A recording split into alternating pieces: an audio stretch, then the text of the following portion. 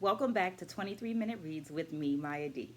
This is kind of like my virtual book club because in these 5 minute or so videos, I share with you my takeaways from my current reading. Right now, that is, new book alert, Dancing in Blackness, a memoir.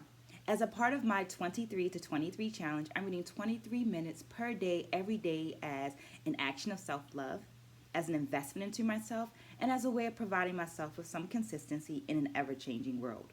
Hoping that you will join me along in this journey by liking this video, subscribing to the channel, and dropping some comments down there in that comment section. Having in mind that while I have several decades of experience as an educator, as a dancer, and a curriculum writer, I'm not the know-all be-all for this book. I'm simply providing a space for dialogue. Well, this week I read pages up to page 12. And that's because I love reading the introduction, the acknowledgements, and all of those things because that's a part of the reading process. So up to page 12, including those portions. Well, let me get my notes. Feel free to subscribe while I'm getting my notes so that I can share my 3 takeaways with you. Takeaway number 1 is interpersonal micro practices.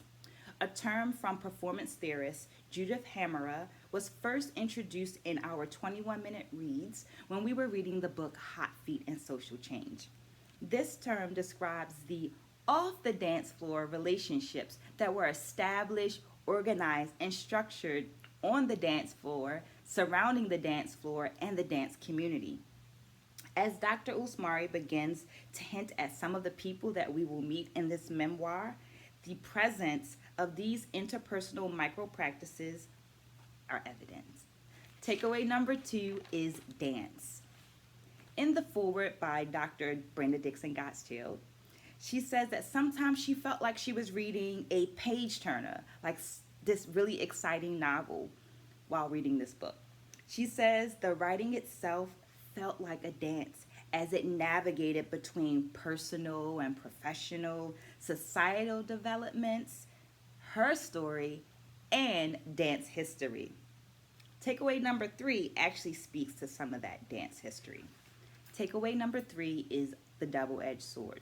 And remember, you can drop comments down as things are coming to mind, right? So go ahead and make sure you liked, make sure you commented, yeah? Takeaway number 3 is double-edged sword. Here's a quote from the introduction.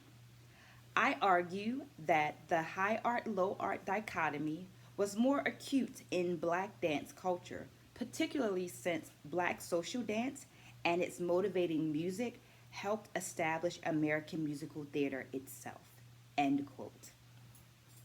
The minstrel show holds the space, I'm going to say, as being the first American theater form. Now, we must remember that the vernacular music and dance of Black Americans is both the foundation and the inspiration for this American theater form. This becomes a double-edged sword. Why? Because through false representation, Black music and dance become national entertainment. If we go back and we look at history, we'll see how Black bodies were able to do their own entertainment. But we do remember this. We do know this. People literally paid to watch white bodies reproduce Black art, all while speaking against the actual creators. Critics of Black artisans during that time often described the artisans as untrained, untutored, unsophisticated, or that the talent was just natural, as if there wasn't some form of cultural technique, cultural technology present in the body of the actual creators, in the body of these artisans. So I'm left to ask, are we still allowing this practice in American theater? What do I mean by that? This idea where we opt for speaking for people or reproducing somebody's art rather than allowing those people to speak and produce their own art. What do you think? Let me know in the comments below. And I hope that if you found this, not I hope that, I hope you found this inspirational, informative, or you just liked it. And if you did, I hope that you liked it and subscribe. Stay blessed, spread a good word. Remember to share this video, and I'll see you next week.